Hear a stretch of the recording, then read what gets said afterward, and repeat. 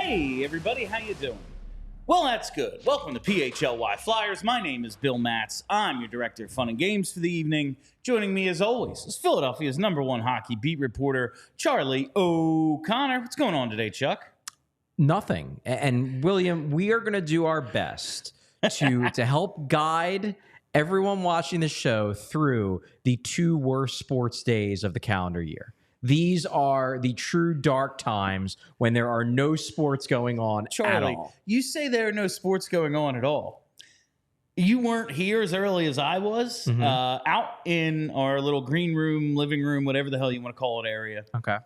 I was watching the Pillow Fight Championships earlier on ESPN News, and it was captivating. They were whooping each other's asses with some pillows, and now there's some, like, backyard decathlon going on where you have to, like chip 3 golf balls, hit 3 softballs, knock some tennis balls into, I don't know what. It was pretty damn entertaining. Our secondary TV had a game with Franco Harris playing. Yeah. That's how desperate the sports channels are for content. They're showing old Pittsburgh Steelers games from the 70s. So this is today's the day that the ESPYs would be, right? That's today. Is it? I was never an ESPYs person. I never was, but I know it was today. Like usually after the All-Star game, the day without sports is usually when it is, I think. That sounds about right. And that's today. Yeah, today and tomorrow because baseball doesn't kick back up until Friday.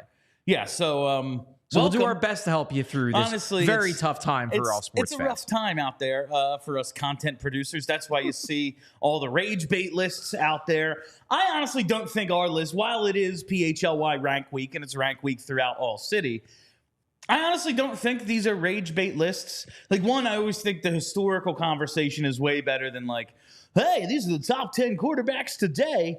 Which one's first? Jalen Hurts isn't on it. What do you think? Underrated. Like, okay.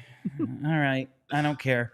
But, like, I think, like, the historical conversation and stuff like we're doing here is considerably better than that. And there's been 2 Flyers games listed in our top 20. Yeah, we got a second one. Yeah, we got a second one, baby. On the top 25 games since 1980 in Philadelphia. Number 25 and number 15, and we're up to number 15 on the list. So 2 out of the first 11 are Flyers games. We're going to talk about them because they have a pretty similar theme in hero Keith Primeau. So we're going to get into that in a little bit, but just a couple of things I wanted to hit to start today's show, Chuck. The first one, this came out about a week ago, but I read it this morning, and I actually saw you had tweeted it out a day or two ago from the Liberty line. The Michkov, Tortorella, how will their personalities kind of clash? Because that's always, we talked yesterday, like Danny said, one of the benefits of him coming over early. So, Michkov gets to play for John Tortorella, and they think that's important in young players' development to have a coach like Tortorella kind of leading. It's the whole reason why Tortorella's the coach. It's the entire reason, yeah. There have been, different thoughts on it. Like, he's going to help round out Michkov's game. They're going to be a good match for each other because their intensity. And then it's like, well, also, he likes to do certain things that the coach doesn't like. We're talking about the coach who scratched the captain less than 6 months ago. Yeah. Doesn't seem to particularly love the most skilled forward they have in Morgan Frost. And, like, listen, the difference between Michkov's skills and Morgan Frost's skills are like the difference between mine and Morgan Frost. Like, there's a huge gap here. Not to disparage Morgan Frost at all, but, like, Michkov is on another level. Yeah, Michkov is, like, his puck skills, his vision, all that stuff is supposed to be, if not generational, at least high star level. And if Morgan Frost ends up being a 2C, that's really good for him. Yeah. 2C in the NHL, you're really fucking good. It's true. But there's a difference between that and superstar. Right. And that's what so it's just like, how is this going to work out? But what I have thought and listen, there's going to be bumps in the road. And John Tortorella stripped the C off Vinny LeCavalier. Those two friends now, but, like, even highly skilled, really good fucking players have clashed with Tortorella along the way. I mean, the Vinny Tort's relationship, it eventually devolved into the owner had to get the two of them in a room and say to both of them, I'm not firing him. I'm not trading him. Deal with it. Neither of you are getting your way, so deal with it. But I've kind of thought, well, there's definitely going to be bumps in the road because there are with literally everybody. The coach really likes Travis Konechny. Year one with Travis Konechny, there wasn't much difference between year one with Kevin Hayes. And Kevin Hayes no longer here. You know, like it's not... especially the first month or so. Yeah, the beginning. Because if you remember, he sat both Hayes them both and for that Konechny third period at the same time. I think it was one against guy the responded. Sharks. Yeah. One guy responded to it the way the Tortorella wanted him to. One guy didn't. The guy who didn't ain't here anymore. There are going to be minor issues along the way, I'm sure. John Tortorella and the Flyers like when their players are uncomfortable. Yes. And Matvei Michkov is not going to be coddled. Yeah, he's not even coddled, but he's not going to be treated differently than everyone else, and everyone else is treated Poorly. You said it, not me. Everyone else is treated in a fashion that from the outside we sometimes go, really, man? Really? Everyone is treated equally crappy. Like Sean Couturier, which isn't really true, but Sean you know Couturier, what I mean. the longest tenured player on the team and the captain, was injured. And they're like, it's a healthy scratch. He stinks. Yeah. Like, but he's hurt. Yeah, it's a healthy scratch. Healthy scratch. Like, no, it isn't. It clearly isn't. But the way I look at this is in the big picture of things. We talked about maybe one of the reasons Michkov fell to 7, outside of, the Russia factor, all that. He's had some character concerns. Right. The way his competitiveness exemplifies itself. Sometimes he's a little harsh with his teammates. He's a competitive guy, and he can be fiery. When Morgan Frost got his best run of play from the coach is when we joked he basically took his shirt off, went into the coach's office, and said, fuck you. That seems as if that's kind of part, and that was a building process. Yeah. Like Morgan Frost had to be pushed to that point to finally go, God damn it, I guess this is what I have to do. Yeah. It doesn't come naturally. That seems as if it's very much in Michkov's DNA. Yeah. And John Tortorella, pronouns pal, he'll appreciate that. I think it is, and the reason why I did like this article is because it presents that option. It presents that possibility that actually this could go really well. I think that, look, when you add a variable like John Tortorella to any situation, there's always going to be the possibility it ends poorly. Because Torts is a very unique coach with a very unique style, especially in today's day and age. Maybe in the 80s it wasn't unique, but today it's very unique. And look, is there a way where this all blows up and after 2 months, Michkov goes to Briere and says, fire this coach or I'm going back to Russia? Yeah, and that's why you always have to be like, oh God, could something bad happen? But the way this article presents it and the way you just presented it is that this could also end up being perfect. That their personalities, while it's highly unlikely there is going to be at least one blow up between them, that actually could be good for both of them. And look, let's not sugarcoat it. Matvei Michkov may be an incredible offensive talent. He may have all of the puck skills and the vision and the wizardry that we think he has. That may all translate. He is far from a finished product defensively. And it's not necessarily that he doesn't have the ability to be at least passable defensively. It's that guy cheats. Guy's cheating for offense. And there is an element where you're going to let your offensively talented players do that.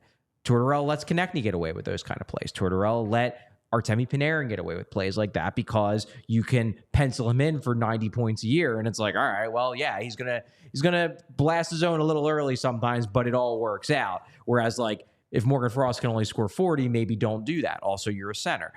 But I think it's fair to say that Matvei Michkov's game could improve significantly with some tough love from John Tortorella on the defensive side, that he could be a better player 5 years from now because Tortorella rides him harder in year one than most coaches would. Because most coaches might go into that thinking, I need to treat him with kid gloves because he's the future and I want to build a good relationship with him and I'm going to let him get away with things because I don't want to be unnecessarily combative and risk the possibility of pissing him off.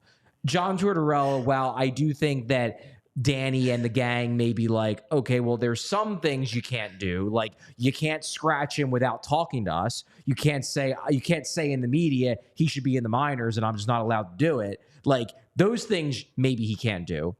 But they are certainly going to let him treat him harsher than I think most coaches would. And I think there is a very real possibility that 5 years from now, Matvei Michkov is a better all-around NHL player because he had to deal with the tough love from Torts. That is the best-case scenario, and I think this article makes it clear that, like, that is a legitimate possibility, and we shouldn't rule that out.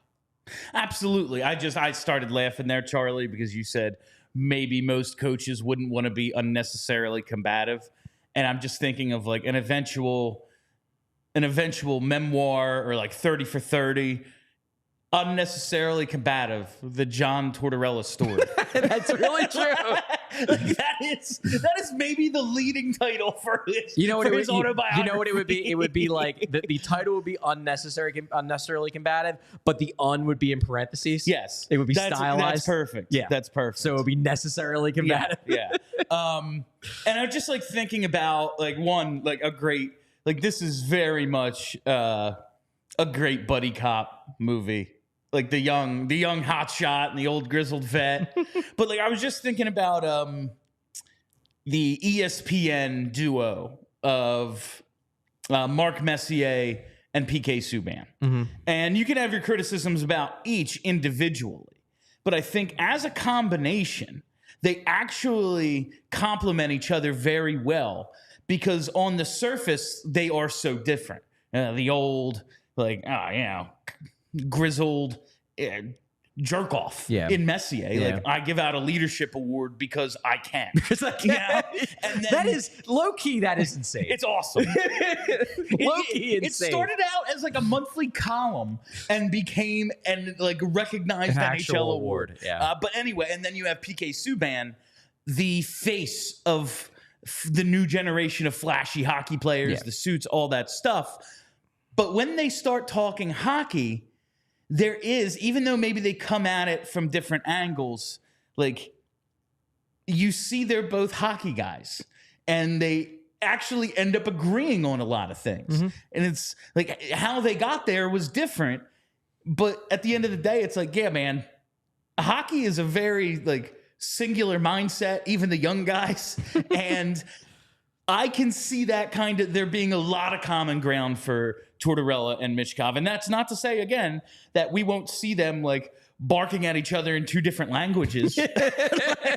But I can absolutely see there being way more common ground than you would expect from an outside perspective. I think that John Tortorella will appreciate Michkov's attitude. Yeah. Even if there are times when John Tortorella might want to just literally pull a gun out and shoot Matvei Michkov in the head. But I think he will appreciate the fiery attitude and the competitiveness in a way that I think someone like Morgan Frost irritated him because he felt like he was pulling teeth trying to get this guy to show some fire. I don't think he's going to have that problem with Matvei Michkov. I just, Scott Lawton didn't love, even though we said it in a way that I thought was somewhat complimentary. He didn't love that we said he looked like a serial killer sometimes. I would love to know. John Tortorella probably loves that we think he's borderline psychotic. Oh, I think he lives it. He loves it. He absolutely loves the idea of him being presented. He eats that shit up. 100%. He's this normal guy in most of his life. We see a couple of things on the bench and we go, he should be locked up. And I bet he just goes home and laughs to himself about it. Before we get into a couple other things, I want to take a quick second Tell you about hydrating with Rite Aid. That's right, the Rite Aid Refreshery is a line of beverages range from familiar family favorites to revitalizing, better-for-you options exclusively at Rite Aid. And the products include, most importantly, we got to start out with that good old-fashioned water. You can get purified spring, electrolyte, distilled, and alkaline bottled water, flavored as well. In these summer months, it is important to stay hydrated. It's roughly 420% humidity out there. You're going to be sweating. You need to revitalize. You need to get that water in you. You can also get the coconut water in there with the power-packed array of essential nutrients. Single-serve iced tea, juice, and lemonade, sweetened with real sugar and no preservatives. You can get juice for a crowd, pineapple, cranberry, apple, strawberry, lemonade, all sorts of flavors, and with organic options as well. Great for everyday use or mixed with cocktails. Get some real juice in there. And then the cold-pressed juices crafted from 100% fruits and vegetables, organic, non-GMO, no added sugar, preservatives, or artificial flavors, and packaged in eco-friendly gas bottles, which reduce plastic waste. It's important to stay hydrated, especially during these summer months. Get refreshment delivered. Shop online at riteaid.com/shop for same-day delivery or buy online, pick up in store for Refreshery products. Check out Rite Aid. Not a bad store brand at all. And while I have you for a second, I gotta tell you about Indeed. That's right. We're all driven by the search for better, but when it comes to hiring, the best way to search for a candidate isn't to search, it's to match, and you need to match with Indeed. If you need to hire, you need Indeed. Indeed is your matching and hiring platform with over 350 million global monthly visitors and a matching engine that helps you find quality candidates fast. Ditch the busy work. Use Indeed for scheduling, screening, and messaging so you can connect with candidates faster. And Indeed doesn't just help you hire faster. 93% of employers agreed Indeed delivers the highest quality matches compared to other sites. So you got to join more than 3.5 million businesses worldwide that use Indeed to hire great talent faster. How do they do it? By leveraging over 140 million qualifications and preferences every day. Indeed's matching engine is constantly learning from your preferences. So the more you use Indeed, the better it gets. And listeners of this show, you can get a $75 sponsored job credit to get your jobs more visibility at Indeed.com/AllCity. Just go to Indeed.com/AllCity right now and support our show by saying you heard about Indeed on this podcast. That's Indeed.com/AllCity. Terms and conditions apply. Need to hire? You need Indeed. Indeed. That was good. All right, so that's the Michkov versus Tortorella. I highly recommend that article on the Liberty Line right now. We also got some, we got some not so great reports yesterday about Alexei Kolosov. And then, I guess it's not negative, Igor Zavragin, he recently transferred to SKA St. Petersburg. He was then loaned to Sochi, much the way Matvei Michkov was the last couple of years. Listen, SKA St. Petersburg, perennial contender, a lot of veterans on that squad. A 20-year-old goalie might not get a ton of playing time there. Now this at least allows him the opportunity to get a bit more in Sochi. Yes, I think from a playing time standpoint, it just gives him the opportunity to try out the KHL, which is huge because obviously last year, Zavragin's numbers last year were fantastic, especially for his age. You look at these numbers that he put up in the VHL, which is the minor leagues of the Russian system, and then the MHL, which is junior hockey. Yeah. But now he's going to get an opportunity to play in the KHL, so that's cool. He's getting a new challenge because he's already .943 save percentage in the VHL at age 18, 19. We're talking about a kid who was still 18. He turns 19 on August 23rd. A month away. He's not yet 19. And at 19, he's going to get KHL time. That's huge. Now, one point, and Alex Appleyard, obviously a contributor here at allphly.com, made a good point. And this is something that everyone should keep in mind. Sochi, and if anybody watched those games last year with Michkov, they're not very good. No. They are basically like, I think of them as the, and this might be a little bit of a throwback, especially to our young viewers. I certainly didn't watch it. My dad has told me about them, that they are kind of like what like the Kansas City Athletics were for the Yankees, where basically they are like a glorified farm team for the Yankees. The Yankees would just send guys there to park them for a few years. And then when they got good, it's like, okay, now we'll take Roger Maris back. Yeah, how's that Roger Maris guy? We'll have him, please. We'll take him. And that's basically what Sochi is. So they're not a good team. So Zvragin most likely is not going to put up good stats. If you look at his numbers in the KHL this year, like he might have a save percentage at like 895. And you're like, yikes, that's not that good. Well, there's a couple things to keep in mind. Number one, he's going to be real young in the K. He's probably not going to get a ton of games, number two, because most likely he's going to serve as the backup. He's, again, 19 years old. He's probably not going to be handed the starting job in the KHL, even on a bad team right off the bat. And then number three, like, team's not good. So, like, he's not going to be getting much support defensively. They're going to give up a lot of goals. He's going to be facing a lot of quality chances. So, it's really good, I think, for his development that he's going to be getting a step up in competition after showing that he's probably too good, even at age 18, for the main Russian minor league, like basically the Russian AHL. Fine, let's give him a look at the top tier. And if he's not good enough, they could always send him down. They can figure something out with a loan or whatever.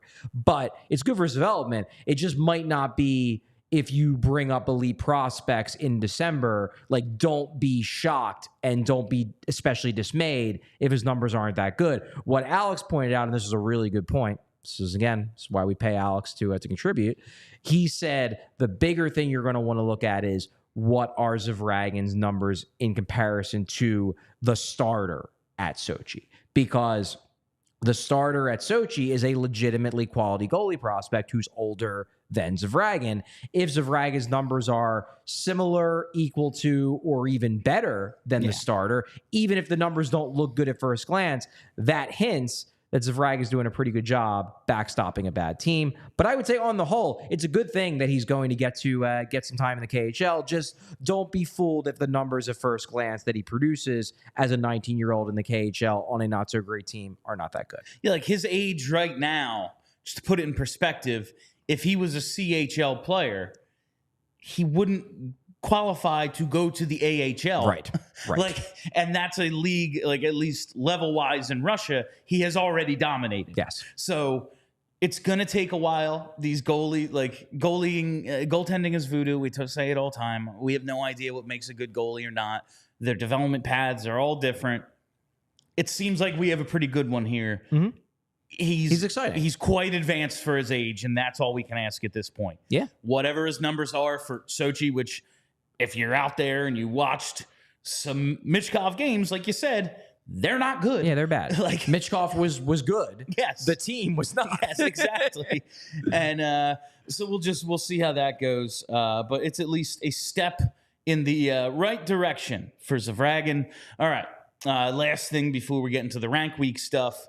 Yesterday on WIP, Hunter Brody had Jim Jackson on to talk about all sorts of Flyers topics, but the TK contract came up, and JJ said the thing we've all been dreading. He's hearing that $10 million range, and like, I don't know how much information. I'm sure more than me, but like I don't know how much information Jim has. JJ is pretty well. He's connected. pretty plugged in. He's pretty. I'm just saying, in. like I don't think he's in the meetings. No, I don't. No, I don't think so. But he certainly talks to people. He's been in the organization a long time, and he's well informed. The funny thing is that this is something that like is very funny. Like he's obviously really good buddies with Keith Jones. Yeah. My understanding though is that like Jonesy don't give him shit now, and it's very funny. He's doing that just to be a dick. Yeah. Like, this is actually something I can tell you would think that like if Jim Jackson's reporting something, he must be getting it right from Jonesy. No. Jonesy doesn't give him anything, and he probably revels in it. Yes. No. This is something I could tell Jim, but I'm gonna fuck with him. I'm gonna make sure he hears it from someone else. Yes, exactly. But even if he's not getting information from Keith Jones, but Jim Jackson is pretty plugged in. Yes. So when he says something like this, I believe that that's probably what Konechny is still pushing for. Probably. But do you think? And yes, it's Konechny's prerogative to ask for $10 million. Do you think there's a chance and we've talked about this briefly in the past, that this is like some real sticker shock stuff, and that we keep hearing 10, so that when it comes in at 8.7, we go, oh, okay. It's certainly, do you think that's certainly possible. I don't know if the Flyers are quite that devious. I just think it's negotiation. I think that Konechny's camp is probably holding firm on this 10. Now, I talked about this in our Discord today, and if you're not a diehard, become a diehard, join the Discord. But I talked about this in our Discord today because we were discussing this report.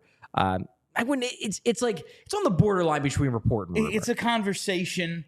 Featured a trustworthy source, a person that we all appreciate and like as a source and play-by-play announcer. But the point I made was, look, if the Flyers ultimately sign Travis Konechny to a 7 or 8 year contract nearing or exceeding $10 million a year, that is a terrible contract based on comparables in the marketplace, and we will be very critical of it.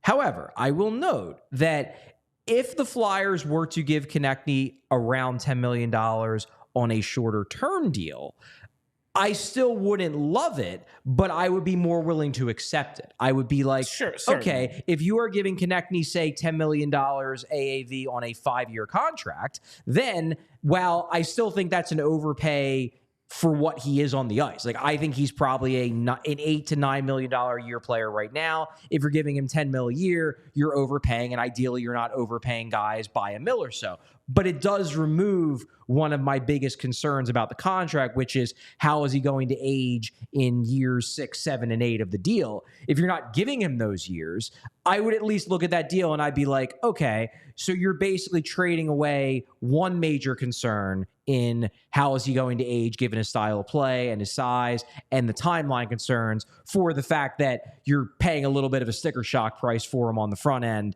but you're not necessarily getting killed on the back end when the Flyers hopefully have turned the corner and are contending every year for cups. So just an interesting thing to think about where, like, if it's 10 mil over 7 or 8 years, that's nuts. If it's 10 mil over 4 or 5 years, I still think it's an overpay, but it would at least show that the Flyers are thinking about this in terms of timelines rather than like, we need to keep Konechny at all costs. Because a lot of times with these deals, like if you look at an 8-year contract and you look at the real money given out, like the first 4 years, even if it's an $8 million cap hit, the guy's making $13 million in real money. So if the Flyers could figure this out with Konechny where it's like, okay, you want 10 mil a year? Like if that's your line, we'll give it to you, but we're not giving you 8 years. We'll give it to you over 4 or 5 years. And if that's the deal they ultimately come to, like, I still wouldn't love it, but I would be like, okay, you know what? You're overpaying a little because you really like them, but at least we're not having to worry about the tail end of the deal, which is what I'm really worried about for multiple reasons. When does camp open, Charlie? This is something I should probably know. We don't have the exact dates, but I believe it's something like September 16th, 17th is rookie camp. And then the actual camp is usually about a week later. So we're about 2 months out from rookie camp. Yes. That seems like, okay, TK's in town. Camp hasn't officially opened yet. Do you think it takes until then? Like, do you think that's if it's going to happen, that's when? Or in these next 2 months, it could just happen any day? I know I'm asking you to guess something. It's a tough question because, look, in theory, it could happen any day. That said, generally speaking, this is when everybody goes to the cottages. So it's rare that deals just pop up on August 3rd. Because in the end, deadlines spare action. And the deadline, well, it's not really a deadline. He's going to be under contract next season. They don't need to sign him. They have up until the trade deadline. Yes. You know? Well, they really have up until July 1 of next year. But the Flyers have made it clear, both on the record and when I talk to people off the record and I talk to sources, they would like this not to be hanging over Konechny during the season. If they're going to re-sign him, they would preferably like it to be done before camp starts, because then it's just not a talking point. I mean, we saw it with Garnet Hathaway. One of the justifications that Danny Briere gave as to why they gave him a contract extension like on July 1 was, well, if we don't re-sign him, there's going to be trade talk around him all year because he's the exact guy you trade away to deadline, so we don't want that hanging over him.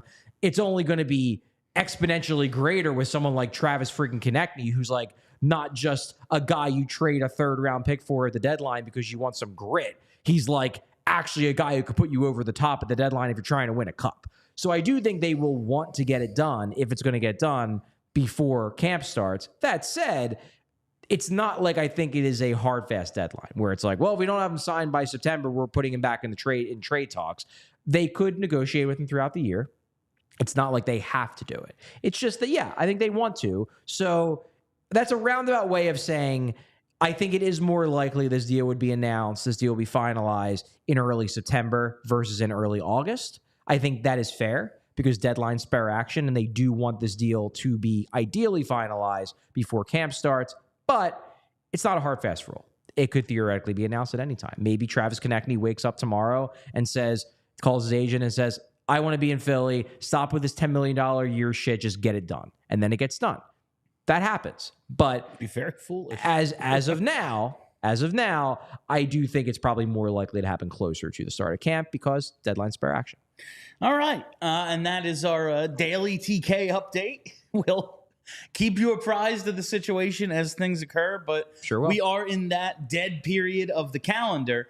And that's what makes a week like PHLY Rank Week so great, Charlie. Yeah. And this year, across ALLCITY, every individual city, counting down the top 25 games in their city's team's history. And the way we did it, and maybe we'll get into my list tomorrow, I think. Okay. Just the top 10, I think I gave like 12 or 13. Did you rank yours or just give 10 games? It's the first like 4 or 5 were ranked, and then it was kind of because, like, let's be honest, it's since 1980. There were only going to be so many Flyers games on this list. Yeah. When you look at the other teams, like the Sixers. And especially given the fact that, like, you didn't live through the 80s. Yes, exactly. And, like, the Sixers went to 2 or 3 championships, won one of them, maybe 4, actually. Like, the Eagles have been to 3 championships, won one of them. The Phillies, considering, like, how horrible they are historically, have been to, like, 6 World Series since 1980. Have they? 80, 83, 93, 08, 09, 22. Yeah. They've won 6 pennants. Yeah, that's true. Like, I forgot about 09. Yeah. They've won 2 of them. So, like, yeah, there's just a lot more great games to choose from when you go on championship runs. Now, Flyers, especially in the 80s, went to the finals all the time. Didn't win any of them, but they went. So, like, yeah, my first, like, few were ranked. But now and out of every team's, like, top 10, then Gargano and company kind of pick and chose the top 25 to rank all the teams together. Coming in at number 25, we talked a little bit about before, was the Flyers and Lightning Game 6, 2004. Primeau ties it in the last couple of minutes, and then Simone Gagne wins it in overtime.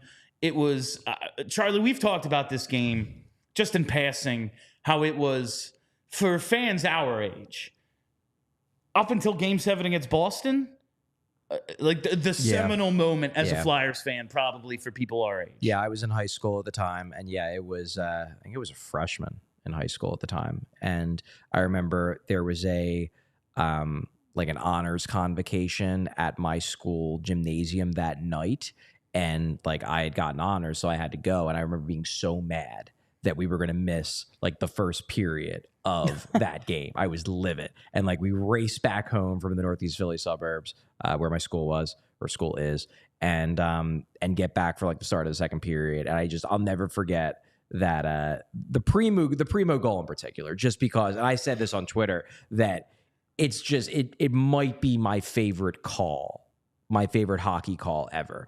And I've listened to it so many times. I used to watch it in the lead up to like when the Flyers would make the playoffs. That would be like my pump up. Like I'd watch it probably like 50 times before game 1 of whatever first round series the Flyers are in. And I just, the part of it that I love the most, the part of the call is because Gary Thorne, legend. Like he's just the emotion, amazing. Such a great play-by-play guy. But Bill Clement was the color guy. And I love as the puck is bouncing across the oh.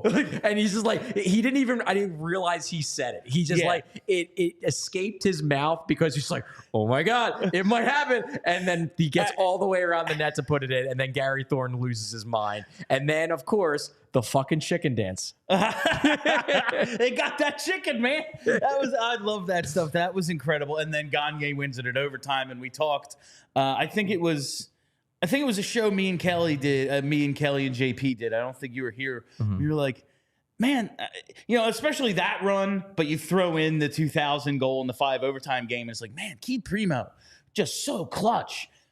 Simon Gagne across like 2 different generations, really, of the team. Yeah. Scored some of the winner against Boston, the winner in this game. Like, spoiler alert, Game 7 against Boston's going to be on the list, But not even that. He also is the guy who scores the overtime goal in Game 4 that even allows Game 7 to get, because they're down 3-0. If they don't win that Game 4, and he came back from injury to score that goal. So goddamn clutch. It really, like, his heroics, I feel like kind of go under the radar sometimes. I've called Simon Gagne, and I mean, I'm a little biased here because Simon Gagne was my favorite player as a kid in the 2000s, but I've called, because we've talked about how, like, every decade in Flyers history has a player who, like, is that decade. And I've made the case that in the 2000s, Simon Gagne is that guy, that he is the player of the 2000s, and I hold to that. And there are... because there wasn't a, like, oh my God, superstar who was there the entire time. But Gagne was there through the entirety of the 2000s, and he was part of so many of the big moments that, to me, he is the player of the 2000s. One thing that I did find really funny, and I didn't know this, obviously. I was a fan at the time, and I wasn't reading everything. And even if I read it at the time, it certainly didn't stick with me. Adam Kimmelman responded. This was Monday when we posted the clip, and that we ranked to 25th. And Adam Kimmelman was covering the Flyers at the time. He was a beat writer, like a full-time beat writer. And he responds to the tweet saying, one thing that he'll never forget is that the morning of that game, Bob Clark gave an interview to the Inquirer calling out Gagne for his lack of production. And I just thought to myself, like, of course he did. Like, the Flyers are always going to be the Flyers. They're always going to do this shit. Of course they hired John Tortorella. Of course John Tortorella scratched the captain. They've been doing this for decades. Like, they have always been the crazy chaos organization, even dating back to, like, oh yeah, it's Game 6 and we have our GM gives an interview to the Inquirer ripping one of our better players. Like, of course they did. Forget even the content of the interview, which is, of course he did. You're trailing 3-2. Game 6 at home, Eastern Conference Final. Why is the GM doing an interview? Shut the fuck up! They never could. They never could. But and this game, it's first, like, the case for Gagne is the player of the 2000s. He bridges so many eras. Yeah, because there's this team. Like, this era team, the post-Lindros guys, Roenick, LeClair's still there, Recchi's still there. But then he carries over. He plays with Forsberg in that very short, like... 2-year burst. Post-lockout team. Yeah, exactly. And then that team turns over to the Richards-Carter era team, and he's still there. Yeah, he's still a core guy. He obviously had the concussion, so that screwed things up for a bit. But he comes back and is still a really good player on those final couple years of the 2000s. Yeah. So that was the Game 6 Flyers Lightning was number 25. And then announced today, coming in at number 15, Game 4 of the 2000 East semifinal Flyers Pens. Primeau scores in the 5th overtime. We'll get to some stuff about this game, but just, is it a little, I guess it's 5 overtimes. It's historic. Like, the only games in NHL history that are longer, like in 33 and 36. Like, pre-World War II. I don't really know if like, does that even count? Nah. So it's like the longest game of the modern era. Is it bigger than the Game 6, 2004? Like, I would flip these, no? You would? You I think so. I just think this is an iconic game. Like, this is an iconic game, not just in Philadelphia, but across the hockey world. Whenever this is a game that everyone remembers. Whenever a playoff game goes to like a second overtime, everyone's like, "Oh, get those pizzas ready. Yep. This might just be like 2000." Yep. Like, and I get that. I just think like, and it definitely helped that and now obviously Yes. he's not anymore, but it helped that Keith Jones was often on the broadcast and he could talk about it because he played in the freaking game. Yeah, he played some. He played like 17 minutes total in a fucking 5-hour game. But like, I don't know. I guess just because of the historic nature of it. I think that's but like, the big there's thing. also stuff and on the fact here. the Flyers won. If the Flyers lost, it wouldn't be on this list. Of course. But like, I look at number 24 on this list, Sixers Raptors game 7 in 2000 or in 2001 when Vince Carter makes the shot. And then at 18, it's basically the exact same game except Kawhi takes the shot and it goes in. Yeah. Or Vince missed the shot. Yeah, Vince missed the shot. Kawhi makes it. Yeah. Exactly. Like, I would flip those simply because like, one was good. the Sixers won. Yeah, one was good and one was bad. But the Flyers win both games. They also ultimately win the Penguins series. They were down 2-0. The game 3 also went to overtime, and that's like, oh, you lose that one, you fall down 3-0. Yeah. Like, even if they then win 5-0, it's like, okay, well, you won in 5 overtimes, you're trailing 3-1. Congratulations. Yeah, we're not gonna spend too much time on the list as a whole, but No. I didn't even notice the Kawhi shot because like I'm just not a Sixers guy, so that game doesn't have the same like PTSD it does for diehard Sixers fans. But like that's kind of a bold choice to put that in the top 25. Like to me, that would be like putting the Patrick Kane goal in there. Yeah. Like, yeah, it's iconic, it's memorable, but it was for us like it's the worst game in history. Like if there was for an Flyers fans. Like if All-City had a base in Toronto, it should be on their list. Oh yeah, it should be top 5, if not top 3. Yeah, like all the games they won in the final and that one. Yeah, like that would be it. Like, because I mean, the Patrick Kane goal, it's extremely memorable. It's iconic. They show it on replays and review packages all the time. But like, you will never meet a Flyers fan that doesn't want to kill themselves when they are brought up of that play. Also, the number 17 is Joe Carter. Like, are we doing Toronto's list? Yeah, right. Them? Yeah. God damn it! No wonder I hate Toronto fans so much. Why have they victimized man. us so bad? I really didn't put two and two together. Yeah. At least we have the Roenick goal, which I do not believe made the list.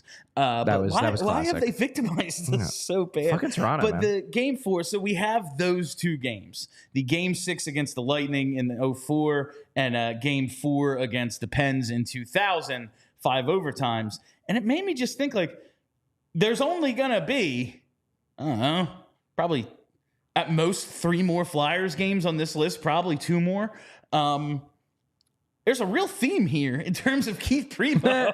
It's like 2 of the 4 biggest games in Flyers history of the last 35 years, 45 years. How long ago was 1980? How old am I? I'm 35. Yeah, it would so be 44 years. 44 years. Like have involved huge efforts from Keith Primeau. So it just made me want to talk about that era because it's such a it's such a forgotten weird time. Like I looked at the 2003 playoffs from the year before, and they played this. I remember it being Flyers and Toronto met in a bunch of really good playoff series, not just the 2004 one, but they go 7 in 2003 and like win game 7 like 6-1 against Toronto in the first round. Don't remember that at all. Like awesome stuff. It's just such a weird time in Flyers history. Those couple of years post Lindros, pre 2004, and the Primeau time frame falls right in there. So going back to that 5 overtime game, I want to play the call of the goal. Okay. Because something I totally forgot about. We'll play it and then we'll react to it, Bryn. So play us the video. Yeah, thank you. Moment in NHL history, it is brought up that and not everyone really loves this dude. Yeah. And it's 2000. So in January, mid-January of 2000, the Flyers trade Rod Brind'Amour. We all know the trade. It's basically Brind'Amour for Keith Primeau, but there's some other stuff. There's some other pieces including in there, but that's the key. Hero of the 99 AHL All-Star Game, Jean-Marc Peltier. Hey, but people Keith Primeau would have had to been as good as Eric Lindros for people to like not hate the Brind'Amour trade. Brind'Amour was a fan favorite, to be sure. He's still a fan favorite. Yeah. Everybody wanted him to be the coach. To this day, people want Brind'Amour back. It doesn't matter in what role. Bring him back as the coach, the GM. Let him play. Who gives a shit? Yeah. People love Rod Brind'Amour, and that really kind of taints it. I had forgotten Primeau doesn't play for Carolina this year. He holds out 99-2000. Right. And it's like, all right, he's pretty good. Flyers make the trade, sign him to a contract. It's basically like the Sean Couturier's last contract. It's what they gave Primeau, which is hilarious to think about. Two guys who did basically the exact same thing, making the same money 20 years apart. 15 probably, whatever. That is wild. And then a year later, takes over as captain. October 01. He takes over as captain. And I just remember Eric Desjardins doing an interview on WIP, I think with probably Glenn Mack now, where he's like, listen, Keith Primeau was already the captain. I didn't resign as captain. I just said, here you go. Yeah, it's yours. Gave him the see off my sweater because it was already him.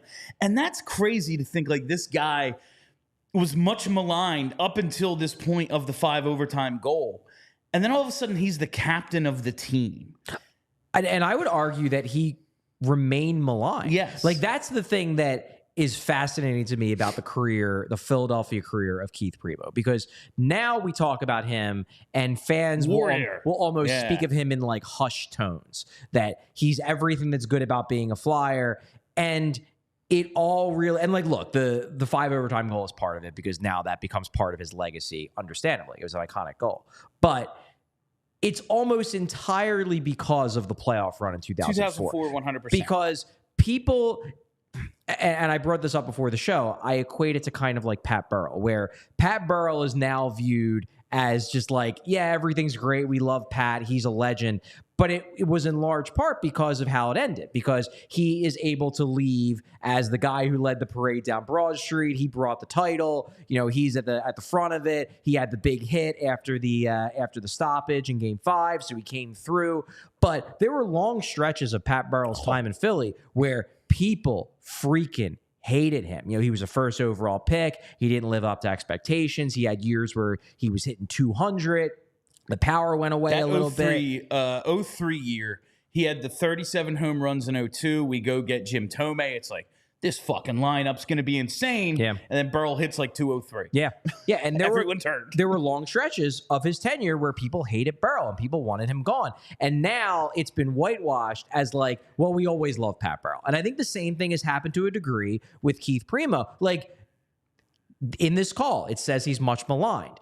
Then he's captain, and fans tend to blame playoff exits on the captain. Then you have the Bill Barber mutiny. Now, Primeau was one of the players who was like, we don't want to play for Bill Barber anymore. Mark Recchi was another. Kelly and I always blame Mark Recchi. But Primeau was the captain. Primeau's the fucking captain, of the team. Like there were large portions of the fan base before that 2024 playoff or 2004 playoff run that did not like Keith Primeau. You obviously add in the fact that he was the guy they got for Brind'Amour, and some people never forgave him for that. And it's wild to me. Like, it really does speak to how crazy good that playoff run was, that it made an entire fan base, a lot of whom were very skeptical of him and had been for years, turn into Keith Primeau is everything good about the Philadelphia Flyers, and they still have that belief 20 years later. We're going to do a little bit more on Keith Primeau, but first, I got to talk about chilling. I think our perception of Keith Primeau has really chilled over the years. Absolutely. I mean that we have chilled out on Keith Primeau. 100%. We have done the opposite of chill on him. We've chilled in our criticism of him. And listen, between work, social media, and the choices life throws our way, it's no wonder we're more worked up than ever. Coors Light celebrates rising above and choosing a chill mindset. Why not turn to rained out barbecue into a karaoke house party? Or after a tough loss, settle scores with an ice-cold peace offering. I bet you there was a lot of Coors Light going around the locker room after that 5 overtime game. Make the choice to choose chill, then reach for a Coors Light. It's mountain cold refreshment. Listen, no one needs to chill more than Philly sports town, Philly sports fans, because this town, these teams, they drive us nuts. And that's why sometimes I personally need to chill. And there's no better way to chill than with an ice cold Coors Light. So whether you're freaking out about a goalie that may or may not come, a couple of key pieces that might be injured or not, where they're going to finish in the standings next year, you need to find the Blue Mountains in your fridge and enjoy a beer as cold as the Rockies, because when everything surrounding your favorite hockey team is on fire, sometimes you just got to chill. Make the most out of times you choose to chill. Choose Coors Light. Get Coors Light delivered straight to your door with Instacart by going to CoorsLight.com/PHLY Hockey. Celebrate responsibly. Coors Brewing Company, Golden, Colorado. And we've mentioned it a couple of times on the show already today, but man, if you haven't already, you got to sign up to become a PHLY diehard. That's right. All you got to do is go to allphly.com, click on the diehard, sign up, and there are so many benefits. You get all of the premium content from Charlie O'Connor and Alex Appleyard, our foreign correspondent, Alex Appleyard. Yep. European correspondent. Yes, exactly. And not just the hockey content, but you get all of our premium content for the Eagles, the Phillies, the Sixers, the Union, all that stuff. You get access to the Discord. You get a discount on events and merch. And what else? There's something else I'm missing. Oh, you get a free shirt. That's what it is. You get a free shirt. You can even choose the Michkov Mania shirt. That's right. The Mad Russian is here. That's what I meant to mention earlier. Like, we're talking all about John Tortorella and how he's going to get along with Michkov. Like, he is the one that gave him the Mad Russian nickname and changed the offense because of his skill set. Yeah. Oh, he likes to cheat up ice? Well, guess what? That's how we came up with the Mad Russian. You can choose either of the Michkov shirts as your free shirt, but just make sure you go to allphly.com. So many benefits to being a diehard. I don't think you'll regret it, quite honestly. And that's basically that. All right. So what the hell did I don't even remember. Oh, the 04 playoff run. Like, the maligned part of what makes that 04 playoff run is that his scoring numbers, they dipped for a couple of years leading up to that. And then in 03-04, he's basically a checking center. Yeah, plays 54 games, 7 goals, 22 points. Then the playoffs start. 9 goals, 16 points in 18 games. Like, he basically matched his regular season scoring numbers in terms of goals, surpassed them in the postseason. That's part of what makes it so goddamn impressive. And just so funny to look back on that time. I'll bring up another dude, because these players' careers are the ones I'm so fascinated by. If I had, like, the ability to make short, like, Philadelphia 30 for 30s, I would want to focus on these guys who had these amazing turnaround career arcs with our fan base. Yeah. Pat Burrell, you mentioned. I would throw Brandon Graham in there. Yeah. And Keith Primeau, Keith Primeau, honestly, fits that description. Now, shorter time in Philly, cut short by injuries. We didn't get him till he was like 28, 29. But that turnaround, the way we think of Primeau now, it's like so much freaking different. Yeah. And it just shows you what one playoff run can do. Yeah. Because it's really one, we look back at him as this super clutch guy. It's really 04 and then 1 goal in 2000. And now it's, man, we haven't had a playoff performer like that since then. Danny Briere, that's it. Yeah. But Primeau was also big and physical, so we love that. And that was the thing, too, with that playoff run. It wasn't, like, did the points and goals matter? Of course they did. That's the production. And we've seen the 1 goal, the big one that he scored in 2004 to tie the game in Game 6. But it was also the way he did it. Like, he was physically dominant in those games. Yes. There were games during that playoff run where... And he's playing through concussions. From the opening shift, you're just like, this dude, on every time he hits the ice, he just cannot be denied. He's winning every puck battle. Even if he's not scoring, he's creating a dangerous chance for him or his teammates. It was the epitome of a playoff run that passed the eye test. Absolutely. It passed the eye test with flying colors. He was visibly dominant almost every shift he went out there for. And from that 04 game, something I mentioned, I don't think you were here for when I mentioned this, because they go back to Tampa for Game 7, then there's the lockout, now there's a salary cap. Flyers bring in Forsberg and Hatcher. It's like, well, we gotta buy some guys out here. Yeah. It's the last home game as Flyers for Leclerc, Recchi, and Roenick. Right. Yeah. And that's freaking insane to think, like, not only is it this epic game and this comeback and all this stuff, force a game 7, like in Flyers history, it was very much the end of an era. Yeah. Like then there's a lockout and there's a whole new team. Yeah. Like Desjardins comes back. Yeah, Primo comes back a little bit for 9 games. Yeah, and then he's done. Yeah, and then it's like, oh yeah, you know what happens when you take the baseline test with a concussion? They let you play with a concussion, and then it keeps getting worse. Yeah. Like, and that's what happened with Keith Primeau. Yeah. We look back at that 04 run as like, oh yeah, that was something special. He probably shouldn't have even been out there, but we can look back and go, that's badass. Yeah. It's also, he hasn't had the easiest time since then. Yeah. It's one of those things where at the time we were less knowledgeable about the effects of concussions, and now it's like, that was great, but also maybe shouldn't have done it in retrospect, even though it's an iconic playoff run that will stick in my memory forever. It is funny, though, you bring up the lockout element of it, because even as a teenager at the time, like that was something that was very much a factor in just how important that playoff run felt. Yeah. Because anyone with a cursory understanding of the NHL at the time, and I don't know, I guess I was 13, 14, 15, something like that. Everyone knew that there was a chance that this was going to be the last time we were seeing hockey for a while. It was not a secret that there was the potential for a very long work stoppage. And it just made that playoff run feel even more important, because there was a feeling that it was sort of the end of an era, even if we didn't quite know what that meant. Yeah.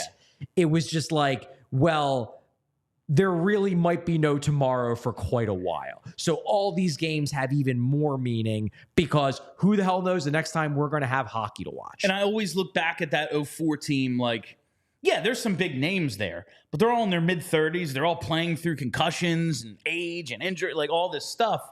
Like, so many Flyers teams leading up to that underwhelmed and disappointed us. And it was like, God damn, they should have been cup contenders. They had all this talent. And like maybe we overrated the talent they had. But that's how it felt at the time. And the 04 team, it was like, yeah, this dude Primeau, who had 22 points, has 18 in the 16 in the playoffs. Like, that was the first Flyers team I can remember overachieving. That was something that was so foreign to us. Yeah, I just think that it's kind of like the idea of, yes, when you're in college, you party every weekend, or, if you're into that sort of thing.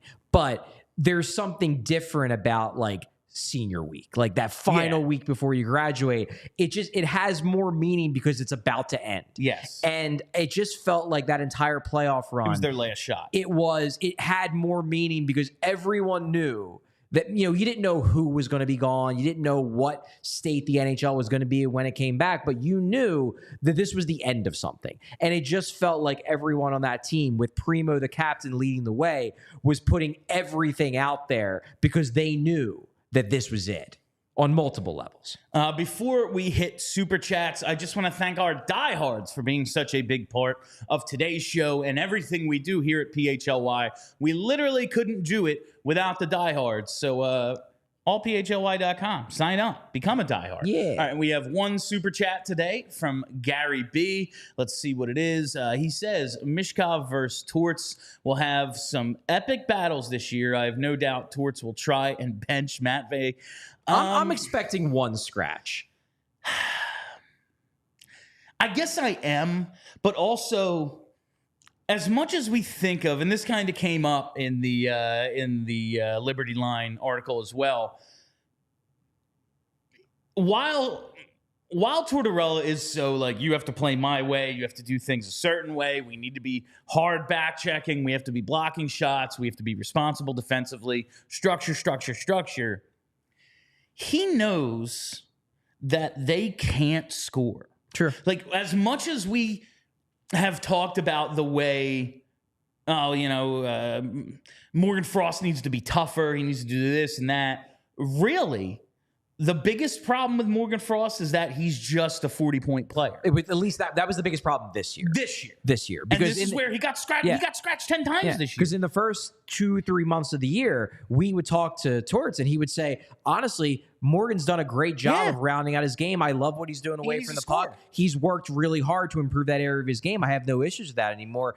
But his role is to score. And if he's not scoring, I can't justify playing him over guys that bring other things to the table. You're right that Michkov, in theory, can score a lot more than Morgan Frost can. Yeah. Or maybe can be the reason why Morgan Frost scores a lot more. I'm expecting it at some point he gets scratched. I just think there's an element with Torts where he has to show that he's got the biggest. He's got the biggest dick in the room. Like seriously, he does. Like that's his thing. I'm sure that partially played into the Couturier thing, where he has to show he might be the captain, but I'm the captain of the ship. I'm the captain of the ship, really. Yeah. I'm expecting it, but I also think it might be smoother than we're thinking. I hope it is. There is a possibility it's smoother than we're thinking. There's going to be bumps, but it's it might not be the perfect storm out there. Yes. That's all I'm saying. Yes. I would love it if Matvei Michkov is not scratched even a single time, and John Tortorella speaks of him the same way he speaks of Artemi Panarin. I would love that. Yes. That would be the best case scenario, and that while Tortorella pushes him and demands more of him, Matvei Michkov does not rebel. He rises to the challenge and gradually improves his defensive game and his off-puck intensity and things like that, to the point where John Tortorella looks at him and says, this is the guy that does everything I want him to do. He's Noah Cates, but with 20 times more offensive potential. Would love that. That'd be amazing. Since we are in OT already, I want to hit the mailbag of the day. It's just someday we're gonna go under an hour. It's gonna happen. Today is not that day. Mailbag of the day. It is not this day. Yeah, there will be a day when a show is under an hour, but it is not this mailbag of the day question from John Bannon Jr. Do you think Danny is or has inquired about Rutger McGroarty, or you think he is more likely going to another team? If not, Flyers, what team do you think gets him? I hope Pens or Boston don't. This is a good mailbag question because it's a very quick one to answer. Yeah. Rutger McGroarty's best friend is Cutter Gauthier. I do not think the Flyers have seriously inquired about someone whose best friend absolutely hates them. And he's doing exactly what Cutter did. Yeah. He has requested a trade from Winnipeg. Now, if the thing wasn't that personal with Cutter, no, it's not happening. I would be blown away. It's not happening, right? I mean, we literally just saw a couple weeks ago, and I don't think it was the only reason, but I do suspect it played a role, that one of the reasons why maybe they weren't super high on Zeev Buium is because he has the same agent as Cutter Gauthier. If they're that scared of his agent, imagine how scared they are of him being best friends with the guy. Someday, details are going to come out about exactly what happened. And I'm very much looking forward to that day. Yeah. And how they've responded since. Yeah. Because we paint everything with the Cutter lens. I wonder how much they think about it. Yeah. It's very interesting. Look, I would hope that the Flyers, in all seriousness, at the very least, talked about it. And are okay, can we find out via back channels if McGroarty would have any interest in signing with us? Maybe they called up Winnipeg and said, just in theory, what would it cost? What players do you have interest in? I would like to think they at least explored the possibility to a slight degree, but I also think that the Gauthier connection is way too strong for them to actually seriously pursue it. Furthermore, based on what we heard about Cutter not exactly loving the development path they laid out for him. Maybe they didn't use the right words. Maybe he just didn't like it. Maybe he just never wanted to play here. Whatever. Scott Billick of the Winnipeg Sun reported McGroarty disagreed with the Jets' development path that had him starting in the AHL before advancing to the NHL. Now, maybe he's so good the Flyers go, fuck that. Nah, you'll play here. But they have said on multiple occasions about multiple players, we very much believe in you dominating a level before moving up to the next one.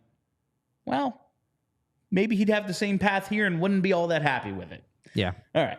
So, I would assume that anyone who trades for McGroarty is going to have to promise him that he's immediately going to the NHL, because it seems like that was the primary reason why he wants out in the first place. Also, it's Winnipeg. It's Winnipeg. No one wants to play in That's Winnipeg. the thing or I'm live thinking. in Winnipeg. As much as maybe there might be an issue with Philly, like, he's got to prefer this over Winnipeg. Yeah. You know? Yeah. That's all. All right. Anyway, that is all the time we have for you on PHLY Flyers today. Thank you all for listening. Thank you for hanging out. If you haven't already, hit that subscribe button. Follow us right here on YouTube. Never miss a live show. Make sure you hit that reminder bell. We'll be back here at 1 o'clock again tomorrow, where we're probably going to talk a little bit more about the top 10 games on my list for the Flyers and which ones may or may not make the cut as we finish up PHLY Rank Week over the next couple of days here. All right, follow us on Twitter at PHLY_Flyers. Follow the podcast, PHLY Flyers, wherever you get those. That's everything I got to sell you. My name's Bill Matz. That's Charlie O'Connor. Until tomorrow, stay loose and sexy, Philly. We all silly like the mayor.